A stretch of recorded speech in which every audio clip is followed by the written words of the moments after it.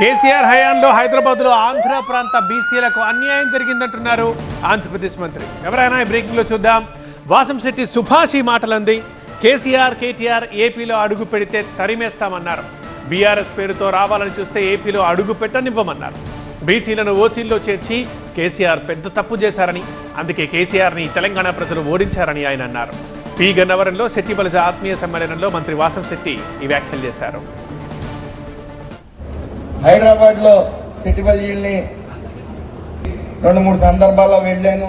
వెళ్ళి అక్కడ ఎలక్షన్ టైంలో కూడా వెళ్ళి ఓటేయొద్దని కూడా చెప్పాను. అయితే మొన్న విషయం కూడా నేను ప్రస్తావించినప్పుడు కులాన్ని ఇప్పుడు ప్రాంతాలను విడినంత మాత్రాన్న కులాలని బీసీల నుంచి ఓసీ చేసామని ఎక్కడా లేదు. రోజున కులానికి శెట్టి బలిజీ కులానికి కేవలం సెటిలర్స్ అంటే వాళ్ళ మూలాలన్నీ ఇక్కడే ఉన్నాయి, కానీ తరతరాల నుంచి వాళ్ళు అక్కడ ఉన్నారు. ఎంతో మంది భవిష్యత్తు నాశనం అయిపోయింది ఓసీల్లో చేరటం వల్ల. ఆ ఉక్రోషంతో అతన్ని సన్నాసాన్ని తిట్టానని కేసీఆర్ని అనేక ట్రోల్స్ చేశారు.